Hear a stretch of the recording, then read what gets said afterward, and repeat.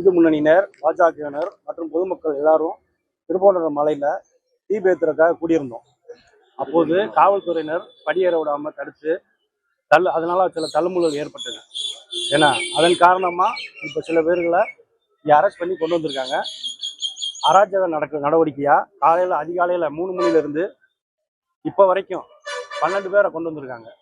அத்துமீறி சில பேரை வீட்டுக்குள்ள உள்ள புகுந்து இந்த பொண்ணோட அப்பா பேர் முத்துமுருகன், இவங்க வழக்கறிஞர், இவங்கெல்லாம் தள்ளி விட்டுட்டு அத்துமீறி உள்ள போய் இழுத்துட்டு வந்திருக்காங்க. இதனுடைய திமுக அரசனுடைய போக்கு எந்த மாதிரி போய்கிட்டு இருந்தா நீங்களே பார்த்து வெட்ட வெளிச்சத்துக்கு கொண்டு வரணும். இதுக்கு ஒரு முடிவு தெரியணும். என்ன சொல்றாங்க? உள்ள யாரையுமே அலோவ் பண்ணல.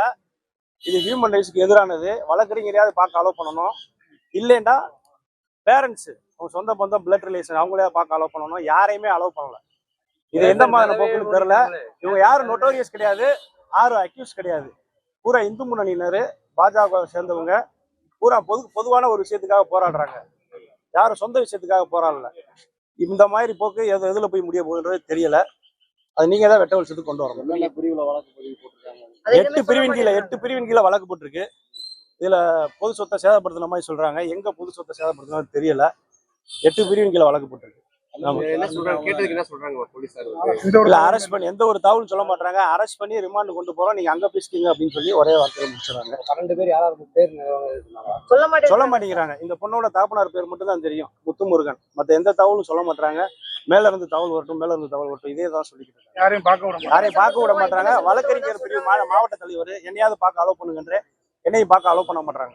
உயர்நீதிமன்ற உத்தரவின் அடிப்படையில நேற்று கார்த்திகை தீபத்தை ஏற்றுறதுக்காக வந்த கட்சிக்காரங்களை 12 பேரை இல்லீகல் கஸ்டடி வச்சிருக்காங்க போலீஸ்.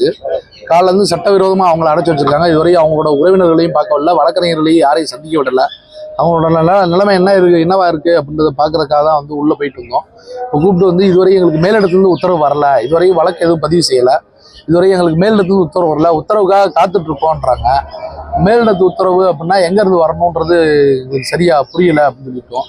அது திரு உளவுத்துறை ஐஜி அவருக்காகவா இல்லை சிஎம்காக வெயிட் பண்றாங்களான்னு தெரியல.